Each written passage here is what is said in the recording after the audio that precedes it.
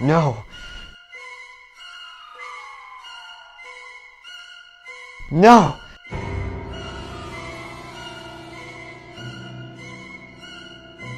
It can't be!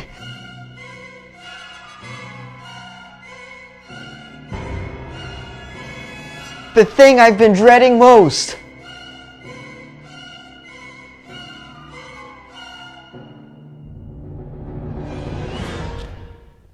Yeah, it's past that season of spooky commercials and weird costumes, but, like I never say, it's better to have a late Halloween than no Halloween. Halloween is the holiday most notably associated with horror.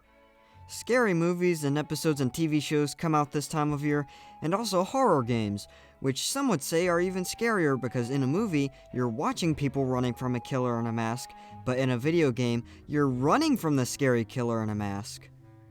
Horror games sometimes aren't all that scary, and sometimes they might be scary enough to crap your pants. Yeah, you were already expecting this.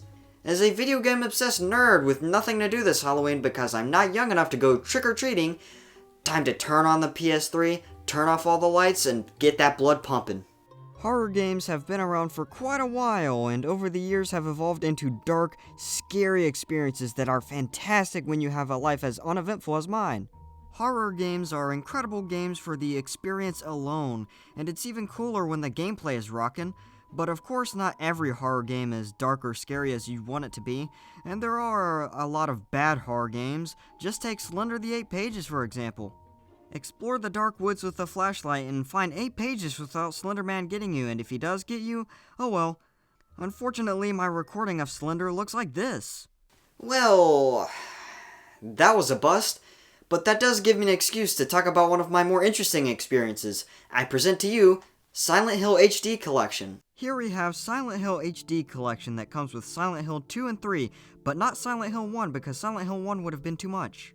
I actually tried to see if I could get Silent Hill 1 since it was a PS1 game and I do have a PS2, but I would like to keep all of my major organs and just stay broke. Now, Silent Hill 2 is a third-person horror game where you try to uncover the mysteries of your dead wife, and is eerie and dreadful, and what the heck are those? Yeah, this game is pretty scary with these weird creatures and sense of uneasiness and emptiness. I can see why this game is so revered. Now, as for the gameplay isn't too bad. You can interact with things, pick up and use items, fight the creatures, and use subtle clues you get through dialogue to figure out where you're supposed to go. But mostly you have no idea what to do and are just wandering around. Now there are a few technical issues I had while playing the game, and keep in mind I only played for about 1 hour, but it just has some issues and gets worse with Silent Hill 3. Now this could just be in the PS3 collection, but either way that's still not good. Now Silent Hill 3 is a lot like Silent Hill 2 with the gameplay, but the story is different obviously, and now you play as a different person. But one thing it does very differently is jump you straight into the horror and gameplay, and I gotta say, it is a lot scarier in terms of the creatures and things you have to deal with, but I'd say the environment isn't as scary. But what do I know, I only played the game for like an hour. Alright, now let's look at a more recent horror game. Alien Isolation is terrifying and fun at the same time. The gameplay of this is really good. It's more than just an experience, you've got actually good gameplay with an inventory crafting system and everything. Now the horror of this game is severe. It's so terrifying to watch the alien from a distance knowing that if you make a mistake, you're done. And that's not even the start of it, you also have normal humans to deal with, although these guys aren't nearly as scary to deal with. Just take your gun and commit the worst crime. Murder! There's also creepy humanoid robots that are probably the most terrifying thing in this game. You see, it's easy to understand the alien. I mean, all it wants is dinner, but the androids, my gosh, I've never seen something so emotionless before in my life. I mean, I have a pretty uneventful life, so... The androids show no emotion. The only thing they do is kill, and it doesn't matter how. And when they kill someone, they act like it's a normal Saturday. Oh, hey, Greg! How you doing? I'm doing great. How are you? Oh, I'm great. Say, how's work treating you? Oh, same old, same old. Yesterday, this Karen came in who tried to get off 50% off soap without a coupon or anything.